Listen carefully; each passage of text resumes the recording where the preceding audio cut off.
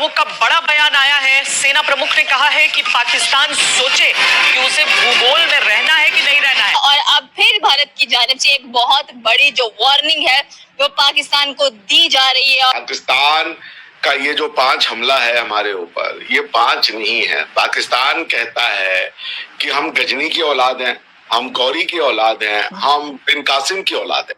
अगर उसे भूगोल में रहना है तो आतंकवाद को रोके। साथ ही सेना प्रमुख ने कहा है कि ऑपरेशन सिंदूर इस बार ऐसा करेंगे कि 2.0 में संयम नहीं बरतेंगे। ऐसी कार्रवाई करेंगे कि पाकिस्तान को सोचना पड़ जाएगा। पाकिस्तान भारत के दरमियान ये जो जंग बंदी है, क्या ये ऐसे ही रहेगी या मजीद आपको लगता है कि ये एक्सकेलेट कर सकती है? राजनाथ सिंह साहब ने एक स्टेटमेंट जो दिया है जिसका काफी जिसके बारे में बात की जा रही है, लेकिन उसी के साथ साथ आपके जो एयर चीफ है उन्होंने भी कह दिया है कि उन्होंने भी कोई जहाज गिराने की बात कर दी, तो हमारे एक खलबली सी मच गई है। आप अपनी पूरी तैयारी करके रखिए, बहुत जल्दी आपको मौका मिलेगा।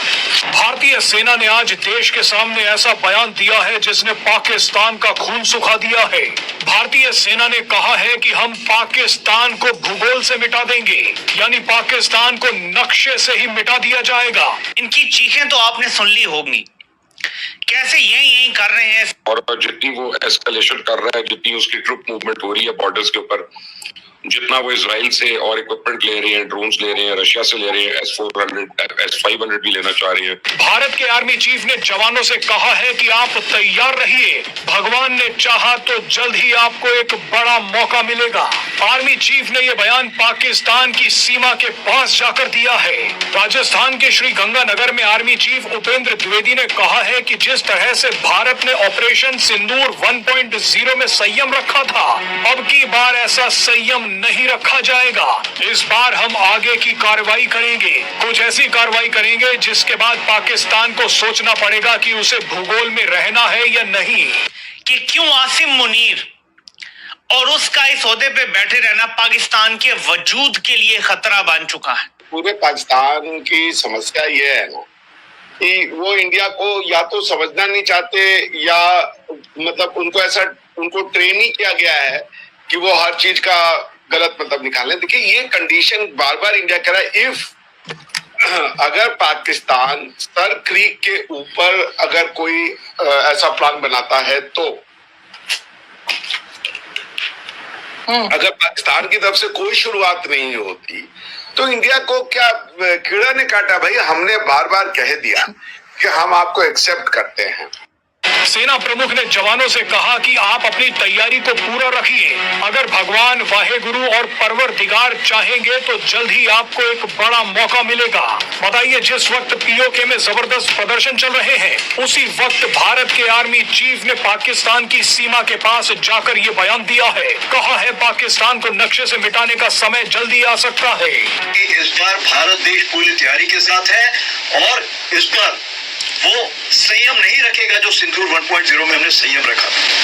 इस बार हम आगे की कार्रवाई करेंगे और कुछ ऐसी कार्रवाई करेंगे कि हो सकता है पाकिस्तान को सोचना पड़े कि उसे इतिहास में भूगोल में रहना है कि नहीं रहना है। अगर उसे भूगोल में अपनी जगह बनानी है तो उसके लिए उसे जो स्टेट स्पॉन्सर टेररिज्म जिसको हम बोलते हैं, यानी कि उसका देश जो टेररिज्म को स्पॉन्सर कर रहा है उसे रोकना पड़ेगा।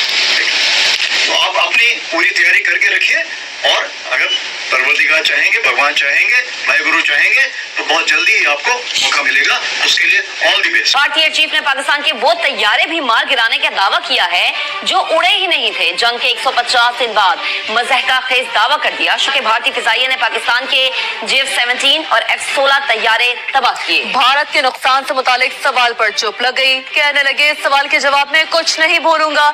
ढिठाई से बोले, भारतीय तैयारे गिरे हैं तो तस्वीर दिखाई जाए। अगर आसिम मुनीर या शहबाज शरीफ किसी भी तरह का सबूत दिखा दें, अगर ये सबूत दे दें शहबाज शरीफ और आसिम मुनीर, मैं सारी जिंदगी शहबाज शरीफ और आसिम मुनीर की गुलामी करूंगा। उसी वक्त भारत के वायुसेना प्रमुख AP सिंह ने भी एक धमाकेदार बयान दे दिया। AP सिंह ने बताया कि किस तरह से भारत ने ऑपरेशन सिंदूर के दौरान पाकिस्तान के 12 विमान विमान मार गिराए थे। इनमें से करीब 10 फाइटर जेट्स थे, जिनमें मेड इन अमेरिका F-16 और मेड इन चाइना JF-17 लड़ाकू विमान शामिल थे। यानी अब आपको पता चल गया होगा कि डोनाल्ड ट्रंप भारत से क्यों नाराज हैं। अब हम और क्या एक्सेप्ट कर ले? आप क्या ये भी पढ़ाएंगे कि हम बन गए, ये हिंदू हमको मानते नहीं है, आदर्श रखते हैं? तो ये जानबूझ करके अगर डरना ही है सिर्फ कि जस्ट पिन पॉइंट करो जो कि हमें डरा करके रखे, तो फिर ऐसी देश का क्या फायदा, ऐसे न्यूक्लियर वेपन का क्या फायदा जो आप जिससे डर ही रहे हो भैया। पाकिस्तान बन गया, पहले अगर मुसलमान साथ में रहते तो डर के रहते, हम अपने हिसाब से जीना चाहते हैं, हमें तो आजादी चाहिए, स्वतंत्रता चाहिए, चलिए जी मिल गया, ओह अब हमें इंडिया से डर लग रहा है।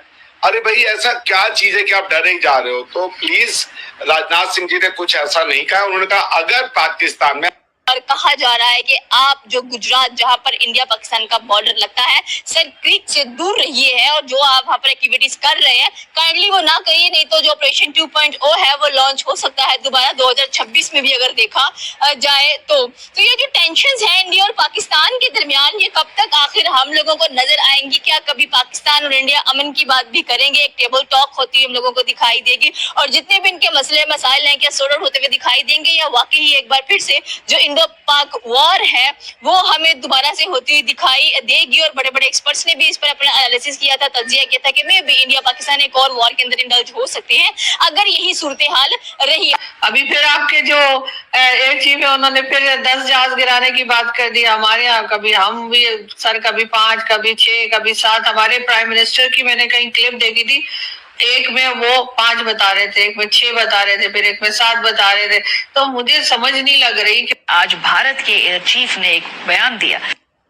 फौज का 78 साल से पाकिस्तान पे कब्जा अपनी जगह, और आसिम मुनीर जो हमारे लिए खतरा बन गया है वो अपनी जगह। आपने अपनी आइडेंटिटी भारत विरोध की बना दी है, हिंदू एनिमी की बना दी है। क्यों है? आप लोग बोलते ये हमारा एनिमी है, अवध से थे, अवध कैसे हिंदू आपका एनिमी हो गया? आप हमारे में से कन्वर्ट होकर के बने, हम आपके एनिमी हो गए। देखिए ये सब डॉक्ट्रिनल इश्यूज हैं। जब तक डॉक्ट्रिनल इश्यूज रिजॉल्व नहीं होंगे, जब तक पाकिस्तान अपनी आइडेंटिटी को और आइडेंटिटी से ज्यादा नॉलेज क्राइसिस को रिजॉल्व नहीं करेगा, ये इसका रास्ता बंदूक है ही नहीं, इसका रास्ता किताब और फिलोसोफर्स हैं। someone who can explain things in a coherent manner, जो लोगों के बात समझ में आए।